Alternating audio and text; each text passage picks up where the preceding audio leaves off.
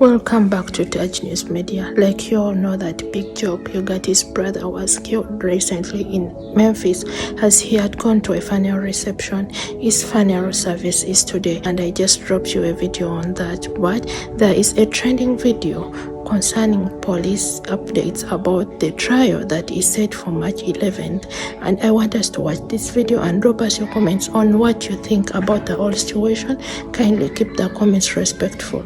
You are watching Touch News Media, and please consider subscribing and turning on the bell so that you don't miss out on anything that we upload. I love you guys and stay blessed. Bye bye. Big Jook and Gotti. Gotti is on stage performing after his recent brother's murder. And we're going to jump right into it and talk about everything and all the facts and details that need to proceed forward with this conversation.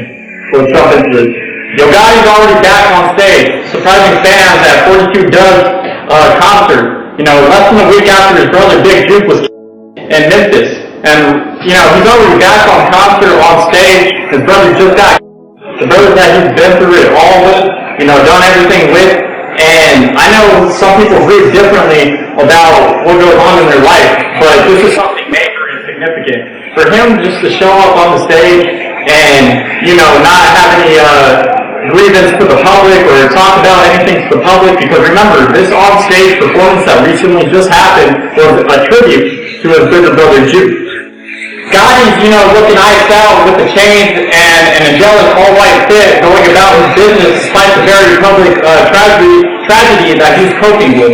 As we recently and previously reported, the Tennessee-born rapper Big Brother was shot Saturday, January 13th, outside a restaurant in Memphis. He was just 47 years old. And remember, in the video that started circulating online about Jook's final hours, where he grieved with his close friends and family at his uncle's restaurant, the shooting happened just hours after he left the event.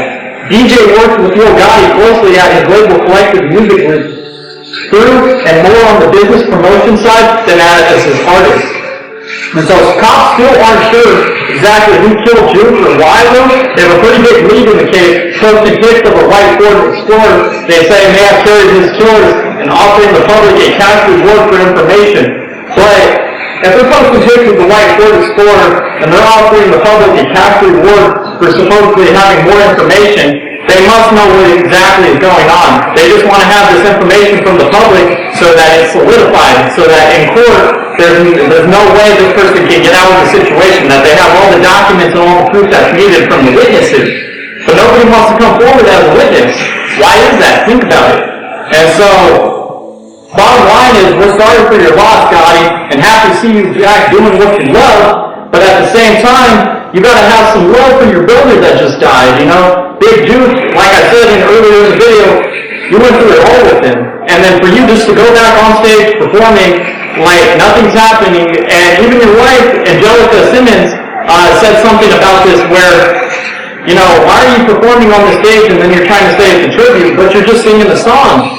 What was he saying in this tribute? What was he talking about with his brother? He wasn't saying any condolences. He wasn't, saying a 5 or 10 minute speech to the side and talking about what his brother was winning his life or everything that they've been through. No, he just simply performed on the stage, and then that's the whole concert. That's the whole event. And talk about, and I say how it's related to how the feds, this case may be turned over to the feds because it's in connection with young Dolph. And, this case now may be turned over to the feds because this right here is in connection with young Dolph. Now, we all remember what happened to young Dolph getting set up at the Makita's cookie store, and, he helped out his community. He helped out the public. He talked to the people. He did right for his community. He's going to his favorite cookie store. All of a sudden, somebody enters through the back door. He gets shot through the window. They get in the getaway car, the yellow and the white Suburban, and then everything is just like, peachy after that? You gotta think about what's going on behind the scenes. People are getting set up nowadays. You even could look at P&B Rock when he was at the Chicken and Roscoe and Waffles with his wife, and his location got tagged, and all of a sudden the guy pulls up to shoot him in front of his wife and his kids for a change. You gotta think about what's going on today, people. People are getting set up left and right. People can say they're your friend, they can say they're all for you, but then behind the scenes, or behind closed doors, they're actually ratting out your location, ratting out what you got going on with your personal surveillance and your security, and looking for the loophole to get in between that, to do something to you. And this is what you gotta keep in mind, people. You gotta be looking out for these things. But, we're gonna continue on with Big Jook and Yo Gotti and everything that's going on with that right now. And so, Anthony Big Jook Mims was 47, was the older brother of the noted Memphis rapper and record label mogul Yo Gotti, aka Mario Mims. And so Anthony Mims was actively involved in Gotti's record company, the Collective Music Group, or CMG label. It's not known what Anthony Mims' official title with the label was, or if he had one.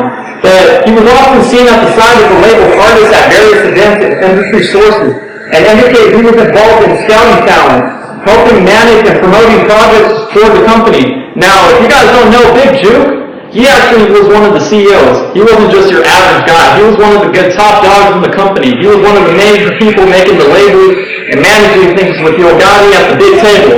So this is just some good information for you guys to know on the side.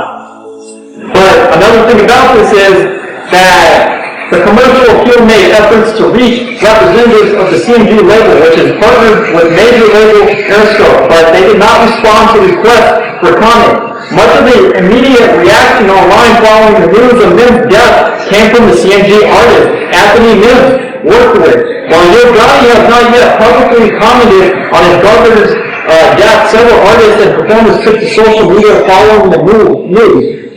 And so on Instagram, superstar CMG rapper Glorilla posted a photo of herself at the 2023 Grammy Awards with Yo Gotti and Big Jook with the caption, "Get your rest," with the crying emojis. And if you guys don't know, Glorilla was a good friend of Yo Gotti and Jook. She actually goes behind the scenes, if you guys didn't know. And even though, he has everything, he did have some side affairs that were potentially going on. And so she actually, just so you guys know about this, another CMG rapper, Big Boogie, posted a photo of himself with his head bowed referencing Big Jook with the words "Forever Love You." Big Boogie also posted a series of Instagram stories with photos and videos of Big Jook with similar messages. And so if you guys don't know about Big Boogie is a known rapper in the West Side community. He's known for his rap music that talks about life and, talks about love. And Big Jook was one of his best friends. So he's just sending out his condolences to Big Jook right now, because they had a deal that was going on the low. And people don't know this behind the scenes of what that deal was, but I'm going to explain it more. And so, Will Fix's manager, Wack 100, is sending an apology. So Wack, like many fans, grew deeply troubled by the news Yo Gotti's brother, Big Jook, was shot and killed over the weekend, and declared MLK's vision to be dissolved in 2024 while owning up his own sins as well. And so, in his open letter, Wack laminates, "My apologies, Dr. King. You fought for desecration, and we turned around the segregated ourselves. Your fight for the people has turned into the fighting of our own people. I myself at one time played a part in this. My apologies on your born day. You died for what we take for granted. Rest in peace, Dolph. Rest in peace, Big Jook. Rest in peace, King Von. Rest in peace, Draco. Rest in peace, Marlo. And rest in peace, Nipsey Hussle." And so dozens of Stop the Violence movements have followed each of the rap artists' death. And so meanwhile, Memphis police are currently looking and asking the public for leads in Jook's shooting. A Ford Explorer they believe may be a getaway vehicle is on high alert in the city. And so, talking about this right now, they're asking about leads to a Ford Explorer, but how is it that they don't know where this getaway driver drove to? So, CMG, they put themselves in a bad predicament because they already knew what they did to Young Dolph and everything that happened with that. They promised Young Dolph on some labels. They set him up. He got set up in Makita's cookie shop, and now we're looking at Big Jook. It was a setup of what happened with that Ford Light Explorer. He actually got set up and shot. Now Yo Gotti, going to his new concert, is wearing a bulletproof vest. And Yo Gotti thinks that bulletproof vest is going to save him. If they want to take him out, they'll take him out. And so, Young Dolph being taken out the way he was taken out, that already caused a stir-up in his city of Memphis. That already held back a war that was potentially going to happen in the streets right there. But when Big Jook got taken out after Young Dolph, people were tired of it. People were fed up. Now there's a big war going on in Memphis streets. People were getting the answers that they want. People were getting the justice that they want. But we're trying our best to do as much as we can and as much as we can for the public. Because as much as we can for our people. But the streets right now are getting a little crazy. So, the city is on high alert right now, and with the city being on high alert, we may start doing closures.